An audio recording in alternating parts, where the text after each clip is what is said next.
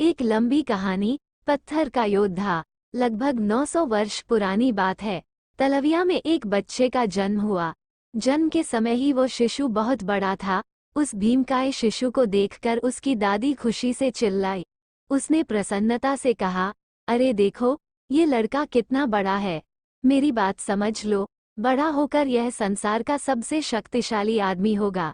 यह उतना ही शक्तिशाली होगा जितने शक्तिशाली ज़ारान थे।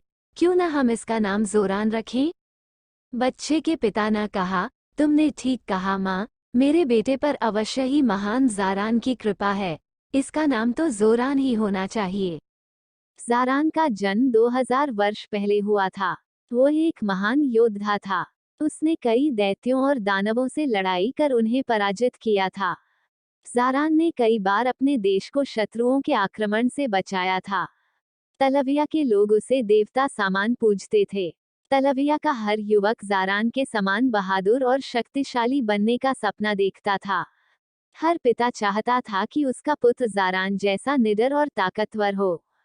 ज़ोरान बड़ा हुआ। वो ताकतवर लड़का था।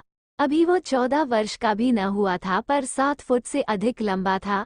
वो एक बैल समान मजबूत और तगड़ा था। कुल्हाड़ी के एक वार से वो एक बड़ा पेड़ काट सकता था। निहत्थे ही वो एक भारी भरकम भालू से लड़ सकता था और उसे मार सकता था। ज़ोरान का पिता एक सीधा साधा चरवाहा था। उसकी इच्छा थी ज़ोरान भी उसकी भांति चरवाहा बने और भेड़ बकरियों की देखभाल करे। परंतु ज़ोरान सिपाही बनना चाहता था।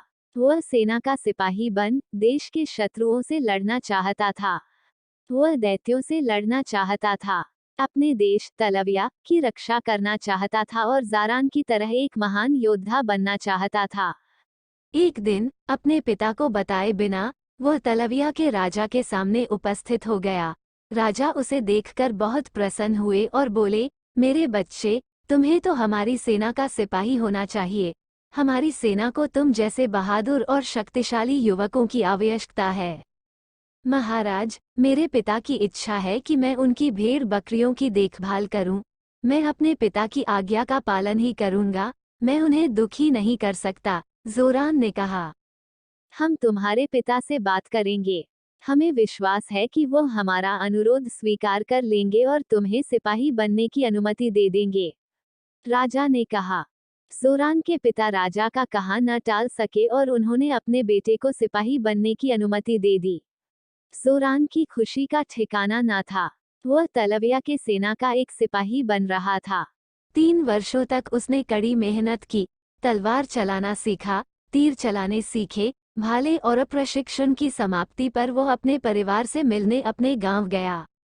उसके पिता उसे देखकर प्रसन्न हुए और बोले, अब मुझे लगता है कि सैनिक बनने का तुम्हारा निर्णय सही था। चरवाहा बनकर तुम अपना जीवन व्यर्थ ही गंवा देते। मैं जानता हूँ कि प्रशिक्षण के समय तुमने कड़ी मेहनत की थी। अब एक अच्छा सिपाही बनना, शत्रु के साथ सिंह समान लड़ना, कभी हार न मानना। देखना, महान ज़ारान की कृपा से एक दिन सब तुम्हारी शक्ति से डरेंगे और तुम्हारी बहादुरी का सम्मान करेंगे।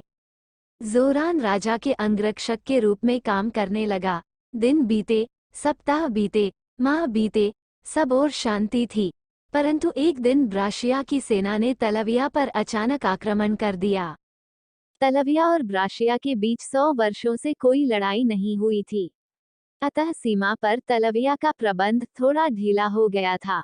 ब्राशिया का नया राजा यंगहार्ज महत्वाकांक्षी था।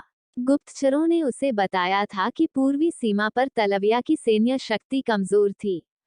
तलविया की लापरवाही से उत्साहित होकर यंगहार्ज ने हमला कर दिया। तलविया के सैनिक युद्ध के लिए तैयार न थे, परंतु वह सब बहुत बहादुरी से लड़े। हार निश्चित लग रही थी। लड़ाई शुरू होते ही टुकड़ी के नायक ने एक सैनिक राजमहल की ओर दौड़ा दिया था। उस संदेशवाहक ने राजा को आक्रमण की सूचना दी और निवेदन किया कि तुरंत कुछ सैनिक सीमा की सुरक्षा के लिए भेजे जाएं। अगर कुमक भेजने में जरा भी देर हुई तो ब्राशिया की सेना जीत जाएगी और राजधानी की ओर बढ़ने लगेगी।